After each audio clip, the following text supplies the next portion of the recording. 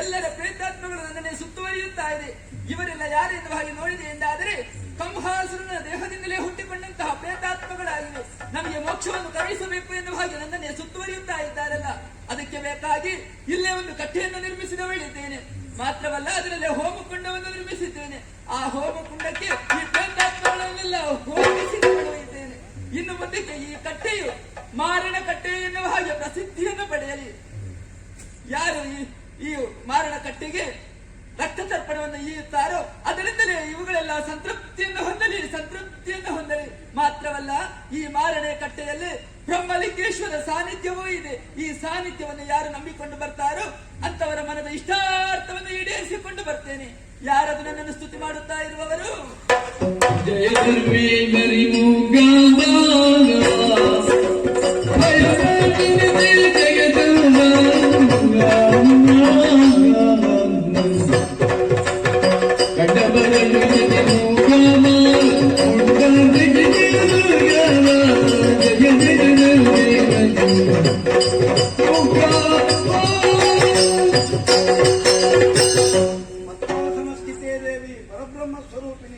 ಪರಮೇಶಿ ಜಗನ್ಮಾತಾ ಮಹಾಲಕ್ಷ್ಮಿ ನಮೋಸ್ತುತೆ. ತಾಯೇ, ಭವದ ಬಂಧಗಳನ್ನು ಕಳೆದುಕೊಳ್ಳುವುದಕ್ಕೋಸ್ಕರವಾಗಿ ಬಹಳ ಕಾಲದಿಂದ ನಿನ್ನನ್ನು ಆರಾಧಿಸಿಕೊಂಡು ಬಂದೆ. ಈ ಚರ್ಮಚಕ್ಷುಗಳಿಂದ ನಿನ್ನನ್ನು ಕಂಡು ಧನ್ಯನಾದೆ. ಇನ್ನು ಈ ಹುಟ್ಟು ಸಾವುಗಳ ಜಂಜಡ ನನಗೆ ಬೇಕಾಗಿಲ್ಲವಮ್ಮ. ನನಗೆ ಮೋಕ್ಷವನ್ನು ಕರುಣಿಸಬೇಕು.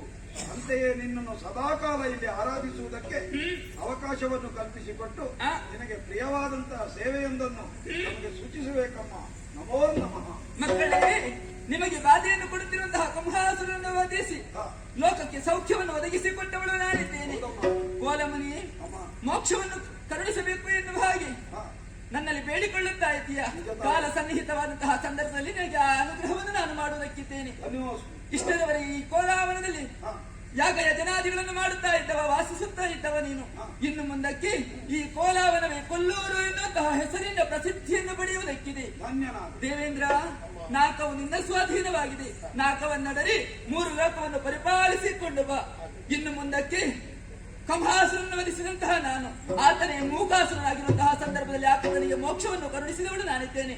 ನಿನ್ನ ಹೆಸರನ್ನು ಚಿರಸ್ಥಾಯಿಯಾಗಿ ಉಳಿಯುವಂತೆ ಮಾಡುತ್ತೇನೆ ಎನ್ನುವ ಹಾಗೆ ಮಾತು ಕೊಟ್ಟವಳಿದ್ದೇನೆ. ಆತನ ಹೆಸರನ್ನು ನನ್ನ ಹೆಸರಿನೊಂದಿಗೆ ಸೇರಿಸಿ ಮೂಕಾಂಬಿಕೆ ಎನ್ನುವಂತಹ ಹೆಸರಿನಿಂದ ಈ ಕೊಲ್ಲೂರು ಕ್ಷೇತ್ರದಲ್ಲಿ ನೆಲೆ ನಿಲ್ಲುವುದಕ್ಕಿದ್ದೇನೆ. ನನ್ನನ್ನು ನಂಬಿಕೊಂಡು ಬರುವಂತಹ ಭಕ್ತಾದಿಗಳು ಸೌಪರ್ಣಿಕಾ ನದಿಯಲ್ಲಿ ಮಿಂದು ನನ್ನ ಕ್ಷೇತ್ರದ ಬಳಿಗೆ ಬಂದು ನನ್ನನ್ನು ವಿಧ ವಿಧವಾಗಿ ಅರ್ಚಿಸುವುದಕ್ಕೆ ಮುಂದಾಗುತ್ತಾರೆ. ಮಾತ್ರವಲ್ಲ, ನನಗೆ ಪ್ರಿಯವಾದಂತಹ ತ್ರಿಮಧುರ ಸೇವೆಯನ್ನು ಯಾರು ಮಾಡುತ್ತಾರೋ ಅಂತವರ ಸಕಲ ಇಷ್ಟಾರ್ಥಗಳನ್ನು ಈಡೇರಿಸಿಕೊಡುತ್ತೇನೆ. ವಾಕ್ದೋಷ ಇರುವವರು ನನ್ನನ್ನು ನಂಬಿಕೊಂಡು ಬಂದರು ಎಂದಾದರೆ, ಮಾತ್ರವಲ್ಲ ನನ್ನ ಸೇವೆಯನ್ನು ಗೈದರು ಎಂದಾದರೆ ಅವರ ದೋಷಗಳನ್ನೆಲ್ಲ ನಿವಾರಿಸಿಕೊಡುವವಳಿದ್ದೇನೆ.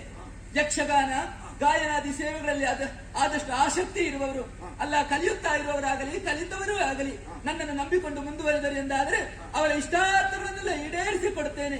ಈ ಕೊಲ್ಲೂರು ಕ್ಷೇತ್ರದಲ್ಲಿ ಮೂಕಾಂಬಿಕೆಯಾಗಿ ನೆಲೆಯಾಗುತ್ತೇನೆ.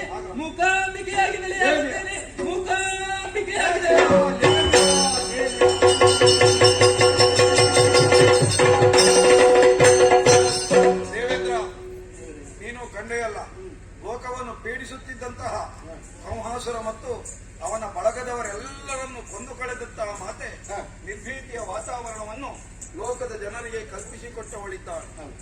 ಕೈತಪ್ಪಿದಂತಹ ಸ್ವರ್ಗಾಧಿಕಾರ ಮತ್ತೆ ನಿನ್ನ ಕೈವಶವಾಗಿದೆ. ಹಾಗೆಯೇ ನಮಗೆ ಮರ್ತ್ಯರಿಗೆ ಶ್ರೀದೇವಿಯನ್ನು ಆರಾಧಿಸುವುದಕ್ಕೆ ಮತ್ತೊಂದು ದಿವ್ಯವಾದಂತಹ ಕ್ಷೇತ್ರದ ಪ್ರಾದುರ್ಭಾವವಾಗಿದೆ.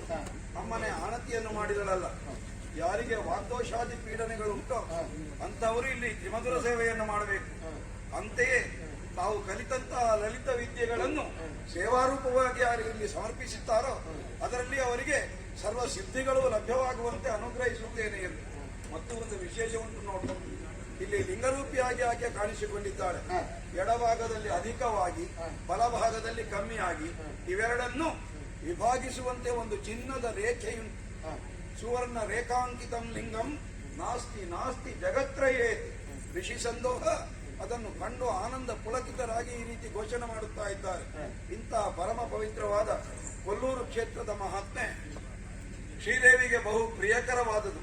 ಇಂತಹ ಈ ಕಥಾನಕವನ್ನು ಶ್ರೀದೇವಿಗೆ ಸೇವೆಯಾಗಿ ಯಾರು ಹಾಡುತ್ತಾರೆ, ಯಾರು ಆಡಿಸುತ್ತಾರೆ ಮತ್ತು ಯಾರು ಶ್ರದ್ಧಾಭಕ್ತಿಗಳಿಂದ ನೋಡುತ್ತಾರೆ, ಹಾಡುತ್ತಾರೆ, ನಲಿಯುತ್ತಾರೆ, ಕುಣಿಯುತ್ತಾರೆ ಅವರೆಲ್ಲರಿಗೂ ನಾವು ಆರಾಧಿಸಿಕೊಂಡು ಬಂದಿರುವಂತಹ ಕಟೀಲು ಶ್ರೀ ದುರ್ಗಾಪರಮೇಶ್ವರಿ ಎಂಬನವರು ಆಯುರಾರೋಗ್ಯ, ಐಶ್ವರ್ಯ, ಸಕಲ ಭೋಗ ಭಾಗ್ಯಾದಿಗಳನ್ನು ಕೊಟ್ಟು ಸದಾಕಾಲ ಸಂಪ್ರೀತಿಯಿಂದ ಕಾಪಾಡಲಿ ಎಂಬುದಾಗಿ ಬೇಡಿಕೊಳ್ಳುತ್ತಾ ಕಥೆಗೆ ಮಂಗಲಾಚರಣೆಯನ್ನು ಮಾಡೋಣ.